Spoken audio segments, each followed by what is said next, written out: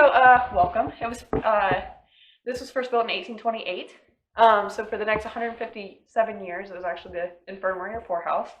After that, the county health department actually worked out of here for the 27 years after that. And then the building actually sat completely empty from 2013 to 2017. And then in 2018, Habitat for Humanity took the building over. And then 2019, they actually put on a haunted house here. So you might see a couple little props still left over. I know people have found some plastic butcher knives, stuff like that. So they are props. And then Adam Kimmel, as you know, who also owns Madison Seminary, he took it over at the beginning of 2020. And we've been doing the tours and flashlights and all kinds of stuff like that since. So if you guys are ready, follow me. We're actually going to head down the women's side here. I say it's the women's side because that's what it was. There was actually a list of the 10 original rules that we found, and some of those were opposite sexes couldn't talk, so it's very important to realize this side of the building is all for women, and then where we'll go in a little bit is the men's side. There was no drinking allowed unless alcohol or something was actually prescribed to you by the physician. Tasks and duties must be handled out by anybody that was capable of doing so, knowing proper language, that kind of stuff. If you broke any of those rules, you'd actually end up locked in this cell. So this is the original cell door from the women's side. I don't know if you guys, did you catch the Destination Fear episode? This is the door that moved in the Destination Fear episode. Yep, so they had the camera set up about mid-hallway. You guys can feel it's metal, and there's never been a breeze. Nothing in here is ever going to move this door like that, but they did catch it on video, slamming into that pipe behind there and stuff. So the thing with this cell was that if you broke any of the rules that I mentioned, you could be locked up in the cell for 24 hours. It doesn't sound that bad, but you're in here with like 9-10 other people who also broke rules. And obviously the rules sounded pretty simple, but you've got people starting fights, lighting fires, trying to kill people, all kinds of things. Yeah, so it's not a place that I'd want to end up. So the whole 24 hours sounds a little worse once you realize the conditions that you'd be in. Now, also, are you guys familiar with Resident Undead? Adam Kimmel's group, yeah. Yep. So when they were here, actually in 2018, before he got the building, they filmed here. And when they were here, they said that one of the guys who actually worked for the health department stopped by and asked, like, "Ooh, camera crew," like kind of snooping around, like, what's going on? And he explained to him that they were here filming, and he said that they were still using the cell in the early 2000s when it was under the health department's role. Oh. Yes. That's weird. Yeah, so they were putting some mentally ill patients and stuff still in this cell. Now, there used to be a cell on the men's side as well, but that's been taken down, but this is the remaining one. So there's definitely like high activity and stuff in the cell. So you're on the men's side now, so just point out where the women's restrooms are. The men's restrooms are actually in their wing. So it seems a little backwards from how it should be, or how things are today. But you notice the men's restrooms are way back. So at one point it's believed that maybe they were just like a regular room, and then as they needed to, they built on the restroom. You'll also notice like this is one wall that used to be the end of the building once they built on, and then they built on again from that. So you'll see random staircases. This one goes from the second to fourth floor. And then they built on another one as time went on, and then this one connects the second and third floors. Oh my gosh. Yeah. Okay. So if anything, there's no loss of staircases. You guys are the exercise center. And then there's just some more rooms and stuff down here. So a 1927 article actually posted some of the reasons why you end up here. It was mentally ill, physically ill. Maybe you just didn't have enough money to support yourself. And back in those days, women also couldn't keep property. So if their husband died in war, sick, or just left them, the women unfortunately would end up here. Oh. And we actually have an article of a girl who was only 15, and she unfortunately lost her baby, and her husband was like, "That's it, you know, you lost my baby, I'm done." So he left her. So at only 15 years old, after losing a baby and her husband, she ended up here and lived the next 55 years of her life here. Yeah. Her whole life. Her entire life. That's so crazy. Yeah, so there's a lot of really sad stories that we're uncovering and stuff like that. There's some good times too, but it's definitely some rich history, if the walls could talk. Now, another interesting thing is there's a pauper cemetery out back. You guys are welcome to go up there and everything after the tour. I'll point it out. There's only about 4 or 5 headstones still standing today, but there's estimated about 1,200 unmarked graves. Oh. What is even more interesting is that at one point in time, a realty company wanted to purchase the property. They wanted to level everything out because there's a college across the street and they wanted to put up apartment buildings. Smart, but they didn't know about the history of the building, so they actually did like ground penetrating radar before you can dig and all that stuff, and they found pings through the entire property. Oh, so they're everywhere. Yeah, because the pings were the tops of skulls that they have buried, because they have buried bodies vertically, just to save space. Yeah. So they're everywhere, not just in the cemetery. Oh. So just keep that in mind when you're walking around the building, that kind of stuff. Now we are going to work towards uncovering people who have died here and who was buried here. Of course, we don't have all the names, but as we do that, we're going to put like plaques or something with their names on and stuff like that. So when we actually go outside, there's a cross that people have started putting names and stuff on that they've picked up through EVPs and stuff. It's just a way to kind of remember the forgotten. Yeah. So you guys are welcome to check that out afterward. So this is the 4th floor, also the attic. I like this. This is one of the very cool places. A lot of people get a lot of activity up here. I personally feel like I'm always being followed around up here, that kind of stuff. So this long hall here used to be an orphanage back in the early 1800s until the local orphanage was actually built. So that was an orphanage, and then it became a section off place with a couple of bedrooms in it, just for people who were passing through town who didn't have a lot of money to be able to stay elsewhere. So it actually got kind of named as Bum's Alley as a nickname because it was just a really cheap place that people could stay.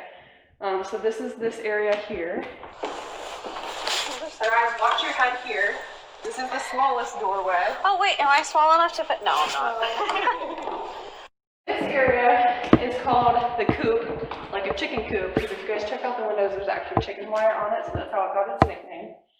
This is believed to be more bedroom area, maybe for a couple like more unruly patients and stuff like that. Now, in 1929, there was a woman up here by the name of Jane Householder. She was actually down one of the living rooms talking with the other women. Those were just for the women, their little places to talk and stuff. And she was ill. And her nurses told her, you need to go to your room, we don't want your illness spreading, that kind of thing. And so they put her in her room. She wasn't happy about it. At that time, her room was up here, and she was very frustrated. She didn't like the rules, and she just had enough. She ended up throwing some kind of accelerant into her wood-burning stove, and it kicked back, lighting her clothing on fire. A couple of her neighbors here grabbed some rugs, put the flames out, but she did ultimately succumb to her death 9 hours later. And also, in 1950, a man by the name of Seward E. Wagner, he made his way up onto the roof, and he jumped off. He didn't die immediately, but they asked him on his way to the hospital, why did you jump off the roof? He said he was trying to self-destruct. So, again, these are the types of people that you could be locked up in the cell with and that kind of thing. He did ultimately die as well. So if you guys check it out over here, there's actually chains on the walls. We've added the chains as like trigger objects, but the hooks are the original hooks. So the cell that we just saw on the 3rd floor, if you were locked up in there for the 24 hours and you still hadn't learned your lesson or you're still being unruly, you'd end up here chained to the wall for an indefinite period of time. Again, not a place I want to be. You will notice when the health department was here, they actually closed in a lot of the staircases, so you'll notice that's why some of the stairs go through random walls. But when we head down here in just a minute, you'll see more hooks on the other side. So at one point in time, there could be all kinds of people chained all the way up here. Now, one thing that's happened was that when the buildings got empty from 2013 to 2017, people driving by the main road out here would see a woman in a rocking chair, just rocking. And this was just empty attic space. Very random. Also, when the health department was here, a lot of the workers would report hearing distant footsteps and screaming and stuff coming from up here. And this was just file cabinets and stuff up here. So, our property manager's kind of turning this into like a boys' room. They wanted them to have like a little fireplace so they didn't get cold, that kind of stuff. So we're moving a lot of toys in here for the boys. Now, during the health department days, this was the office of a lady who worked here. And she was frequently the last one out. She locked the building up, and the first person to unlock the building come back the next day. Now she had this mantle decorated, just like a regular office, but she said that whatever she had sitting up here would move. So again, she's the last one out, first one in. There shouldn't have been anybody in here moving stuff, but her decorations was always moved the next day she'd come in. So I told you guys that across the road there is a college. It's Ohio University in Lancaster. Back when this was an infirmary, that was actually all farm ground that the infirmary purchased. And in 1917, they actually brought in $4,300 worth of crop and livestock sales. So it was actually pretty successful. It was really great for life here because it helps sustain life and give them fresh food and stuff to eat. Now in 1924, the superintendent had gone across over there just to make sure people were doing their farm tasks and stuff. And at that point, one of the inmates went crazy. And he took an iron bar that he was using to stack the hay and actually hit the superintendent over the head, knocking him down. Now he was still coherent enough, he was able to actually grab a wrench out of the inmate's pocket and fight back. So that gave some of the other nearby workers enough time to rush in, and they almost beat the inmate to death. The superintendent and the inmate both did survive. But they told the superintendent that a couple days prior to that, he'd been muttering, "I'm bloodthirsty, I'll kill someone." Now, what I find really interesting about that is that that was not a new person off the street, a new mental patient, anything like that. He'd actually been here for 20 years. He was brought in at first at 17 just because he didn't have any family, that kind of thing.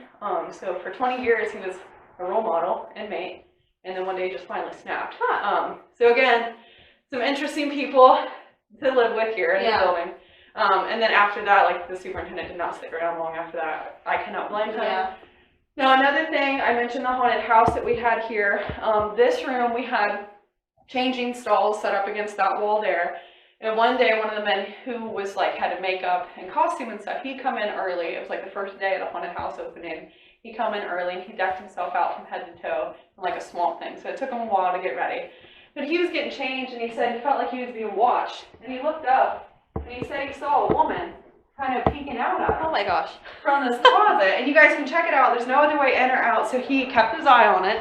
No kid ever came out. He thought that it was one of the kids that was working the haunted house closet. Yeah. There's like nothing there. He thought somebody had snuck in to just kind of scare him. Oh yeah. So when he got done changing, he came out and was like, "There's nobody in here. What are you doing?" Exactly. So I like to think that since it was a female that he saw, that again these were the living rooms for the female, she's probably like, "What is there? Half naked man in my living room?" You know, like, what are you doing? So I get her confusion. The last of the residents were moved out of the poorhouse in 1956, 55, and then it sat empty. Or that's when the health department came in after that. Now, when it was the poorhouse or the infirmary, these rooms on the sides, which we'll go in here in a second, were used for like ice cream socials. County officials and stuff would visit because they actually published an article where they said that they felt bad for the pathetic figures who no longer had any connection with the outside world. So they did a little bit here and there just to try to make them feel like they were still a part of somewhat of a functioning society. So they were used for good times, but they are also used for the sad times. Because in here, this is actually one of the funeral rooms. And I don't know if you can pick it up on the camera or not, but when we come in here, I feel like it's got a totally different vibe. Like the sound seems more muted, that kind of thing. Yeah. It's got a different smell to it. It wasn't as open as it was out there, which doesn't make any sense because this room is significantly larger than the hallway was. Yes. Yeah, and the traffic's the same. It's right next to the road. It's not like we walked to a different part of the building, any of that. I just think this room has a totally different vibe in it. Now, in 1880, legislation actually passed where if somebody had passed away and their body remained unclaimed after 24 hours after their passing, they could become legal dissecting material. So in 1885, a Dr. Gallaby actually put this to the test. He came to the infirmary with the intention of grabbing a man who had passed away to take him back to dissect, but they were halted by the superintendent and said, "Hey, we haven't actually notified friends and family yet. If this man's passing, like, you can't take him." So there was another man who had died a couple days prior to the other guy, and he snuck him out of here in an Arbuckle's coffee box. So he got to the train station because, like, he was getting out of town, and train staff noticed something kind of funky, you know, because he died several days before the original guy he came in to get. So they called the police and they found the body in the box. So they did take him to the police station, but they didn't arrest him. They didn't hold him because he hadn't broken any rules. It was an because they unclaimed were body. allowed to do that. So in 1885, a body was successfully snatched from the infirmary grounds. So here's your morgue. Yay! So the room in there actually was a coroner's office. We've got it locked off right now for heating the pipes so they don't freeze and stuff.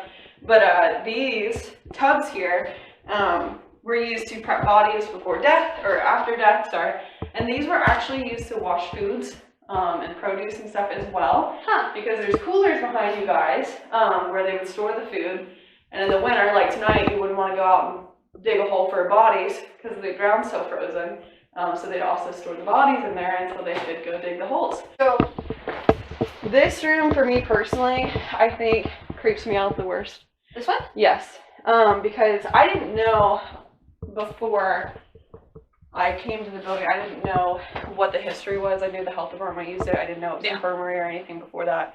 When I first came in the building, for some reason, this room, I was pulled in, the door was closed, and I'm like, I want to go. I want to know what's in there. I didn't know. I opened it up, I'm like, okay, it's a creepy bathroom, you know. But the further I walked in, it was summer, it was so hot, but I got covered head to toe in chills. And when I got to about that doorway, it just hit me like a freight train out of nowhere of just sadness. Like, I am not an overly emotional person, but out of nowhere, like, I just felt so sad, and it was, like, hard to breathe. It was so heavy. We'll have to look back there. Yeah, so I don't usually go all the way back. Now, a couple psychics on some of the tours have said that they have picked up on a woman who, like, maybe slit her wrist in the tub back there and stuff.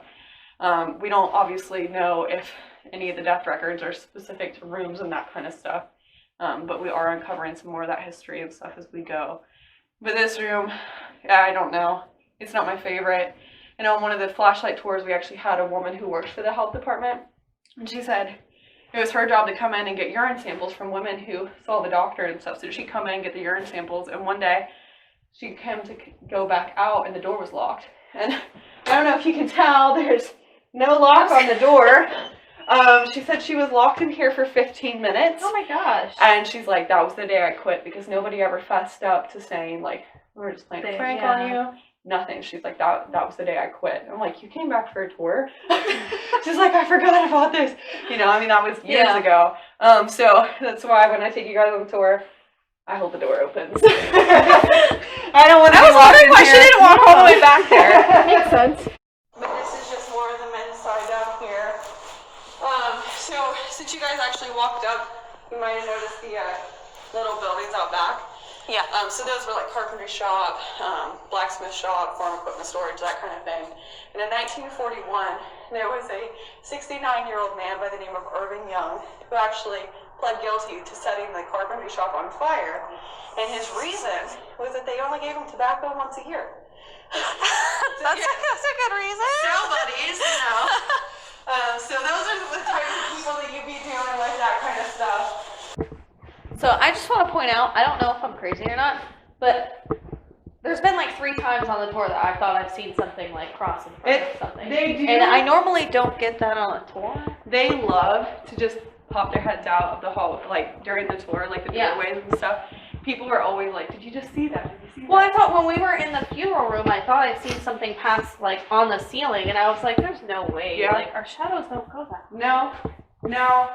The shadows are interesting because this section here, several reports of a man, like a 7-foot tall man with like a top hat. Oh, not the top hat. Not the top hat. So, Not the top hat. This section right here during the haunted house had a lot of activity. And again, like I didn't know personally that it was haunted or there's spirits, anything. It was the health department building, right? I had no idea. Well, there was a girl acting in this area. We had it set up as like a library. And one night she was sitting here and she said that she saw this man. And he was just so tall with like a top hat. It freaked her out so bad she had a panic attack. We had to take her out of the building. Oh my gosh. So there's been, definitely he's been seen here. Other people haven't remembered where because they get so confused on where they're at. But he has been seen elsewhere. But I can say for certain she did see him in this area right here. That doesn't make me feel good because my attachment was the guy with the hat. With the I saw Paul at Madison. And she saw a top hat guy at Madison. Outside of Sarah's room. during my attachment, I got locked in a room with a door that didn't have a handle, and I couldn't get out. So don't go in that bathroom So by yourself. yeah, so Don't ever go in the bathroom by the yourself. bathroom was kind of reminding me of it, but then she said the top hat, and I was like, oh, the guy with the top hat. Great, that's what we're doing. I don't know. Have you guys followed, like, they don't know if Sarah's actually a little girl or not? Sarah's Yeah, not a little girl. yeah, She is yeah. not. Okay. She said her name, like, the entire time, and I do believe I caught an EVP. I asked her how old she was, but it was a male answering, and it said 10. Yeah. And then I did ask if Sarah had any friends, and they were like, no. And I was like, is Sarah nice? And so I think they said that she was a fucking liar or something like that. Yeah, I don't know. Sarah's not Sarah. Yeah. These two rooms, these are connected by another doorway. In there, during the haunted house, we had a lot of electrical issues. People's cell phones would die. The battery packs running the lights after about 30 minutes of a full charge, dead. Oh. And it was pitch black. This room particularly, there's a little bed in here. We had... Oh, that's not that's Oh my god. So this was set up like a little girl's room. That was all a doll room, so I didn't go in there. But this room was like a little girl's room, and with a sheet on it, you can't really tell. But there's a hole in the center. So she was set up in the middle, and the bed's on wheels, so she would chase you out of the room. Oh, no. But when she was in there, she said that she felt like somebody was grabbing at her legs, Ew. like somebody was trying to scratch her and stuff. So after about 3 nights of it, she's like, I'm done. You gotta replace me. Yeah, so they put another girl in here, and the last night of the haunted house, but she did say that she had some scratches, and she had pictures of it. Of course, you know, she could have been feeding into it, you know, scaring the other kids too. I don't know, but that did happen, so maybe, hopefully, you guys don't find that out, but... I wouldn't mind getting scratched. I don't want to see the guy with the top hat. You don't want to see him. So the buses. So they are Twisty the Clown's buses. They're the actual ones that they use on the set. Because when Habitat for Humanity had the haunted house here, the woman who led the local Habitat for Humanity branch, her sister actually works the makeup department for American Horror Story. Oh, that's so cool. They had just finished filming that season out in California, and they're like, what are we going to do with the buses? They were just going to scrap them. So she's like, wait, my sister's having a haunted house. Like, it'd be great to help attract people to get them there. So I don't know how they did it, but they worked together. And So now they got the buses here. Yeah, so like I said, the one that's closest to the building is unlocked, and that's the one that they filmed the internal shots with. Because I didn't immediately recognize it when I first saw them. I'm like, Yeah, these I are wouldn't have those made that buses. connection either. Exactly. And a lot of people don't. So the one closest you can't get on it, that's the inside shots, and the yellow one closer to the chicken coop out there is the one that they did the outside shots with. So Oh, that's so cool. you guys can definitely check it out.